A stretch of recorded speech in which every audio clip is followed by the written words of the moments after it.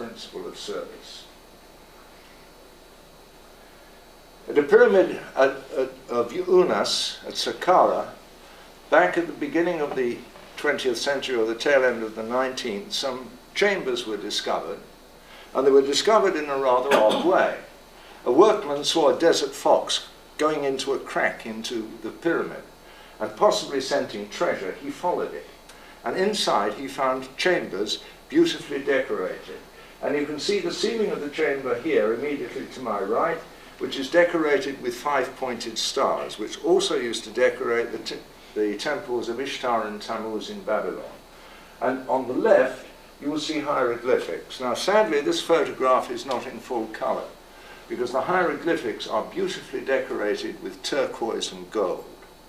And they are known as the pyramid text, those and others in pyramids around them.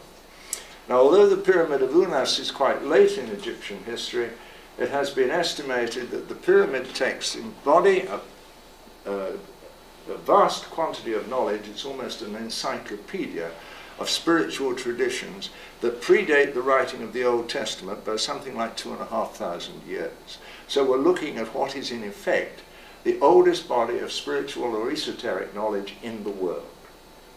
And this is what sustained the empire.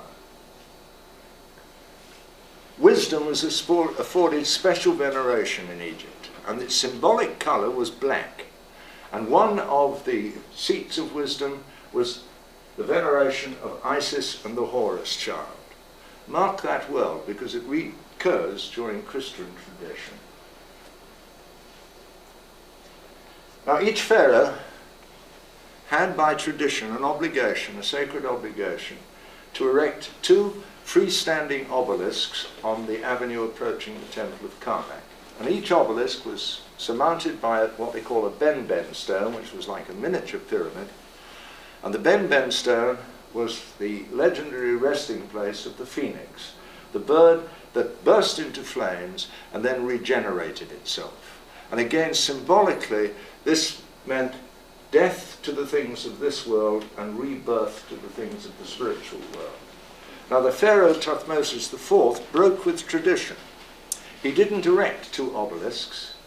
He erected 2 freestanding pillars, which fulfill no architectural purpose whatsoever, and may well be the precursors to Boaz and Joachim. In fact, they might be the actual true Boaz and Joachim, because Solomon's temple, despite the fact that Israel is the most heavily excavated country in the world, has never been found, not in Israel.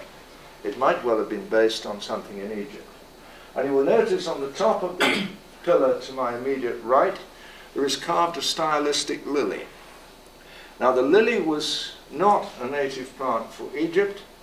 It was cultivated by the pharaonic royal family alone, and it was ingested for its mood-altering or conscious-altering qualities.